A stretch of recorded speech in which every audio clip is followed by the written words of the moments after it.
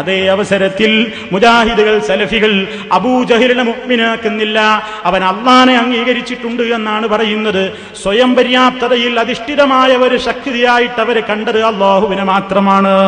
അള്ളാഹ് തൃപ്തിപ്പെട്ടവർക്ക് വേണ്ടി മാത്രമേ മലക്കുകളും എല്ലാവരും ശുപാർശ പറയൂ. ഭൗതിക ലോകത്ത് നടക്കുന്ന ശുപാർശയിൽ അതൊന്നുമില്ല. ഒരാളുടെ മുമ്പിൽ നമ്മൾ ശുപാർശ പറയുന്നുണ്ടെങ്കിൽ, ഞാൻ ആരുടെ കാര്യത്തിലാണ് റെക്കമെൻഡ് പറയുന്നത് എന്നുണ്ടെങ്കിൽ, ഈ അയാൾ തൃപ്തിപ്പെട്ടോ ഇല്ലേ എന്നൊന്നും ഞാൻ നോക്കൂല. ഈ അയാൾക്ക് ഇഷ്ടമുണ്ടോ ഇല്ലേ എന്നൊന്നും നോക്കിയിട്ടല്ല, ഞാനാണ് കൊണ്ടുപോകലാണ് ആളെ, അല്ലെങ്കിൽ ഞാനാണ് വിളിച്ചു പറയലാണ് ഇന്ന കാര്യം. അപ്പൊ എനിക്കുള്ള സ്വാധീനത്തിലും എനിക്ക് അയാളോടുള്ള പ്രത്യേകമായ സ്നേഹത്തിലും ആ സ്വാധീനൊക്കെ കാരണം ഞാൻ പറഞ്ഞാണ്ട് കേൾക്കും, അല്ലെങ്കിൽ ഞാൻ പറഞ്ഞാൽ കേട്ടോളണം. ഈ നിലക്കൊക്കെ പ്രത്യേകമായൊരു സ്വാധീനം ഇവർക്കൊക്കെ ഉണ്ട്. അള്ളാഹിനോട് പറഞ്ഞാൽ അതാണ് തട്ടാൻ പറ്റൂല അള്ളാഹ്ക്ക്. ഈ നിലക്കൊക്കെ പ്രത്യേകമായ അന്ധവിശ്വാസങ്ങൾ മുശ്രിക്കുകൾക്കിടയിൽ ഉണ്ടായിരുന്നു.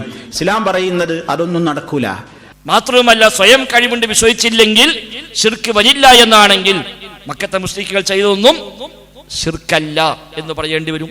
ജാഹിലിയ്യക്കാലത്ത് വിശ്വാസമുണ്ടായിരുന്നു, സിഹ്ർ ചെയ്യുന്ന ആളുകൾ, സാഹിര്യങ്ങളായ ആളുകൾ, അവർക്ക് സ്വന്തമായി പല കഴിവുമുണ്ട് എന്നും അവർക്ക് ചില അപ്രമാദിത്വമുണ്ട് എന്നതൊക്കെ ജാഹിലിയ്യക്കാലത്ത് വിശ്വസിക്കപ്പെട്ടിരുന്നു.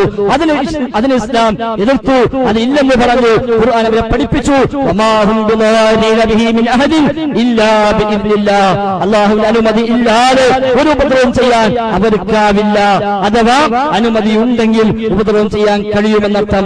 ഏതുപോലെ ശഫാഅത്ത് വിഷയത്തിന് അവർക്ക് വികലമായ അഭിപ്രായമുണ്ടായിരുന്നു. ലാത്തയും ഉസ്സയും മനാത്തയും ഒക്കെ അള്ളാന്റെ അനുമതി പോലുമില്ലാതെ റബ്ബിന്റെ പക്കൽ ചെന്ന് നമുക്ക് വേണ്ടി ശുപാർശ ചെയ്യുമെന്ന് അവർ വിശ്വസിച്ചു പോന്നു.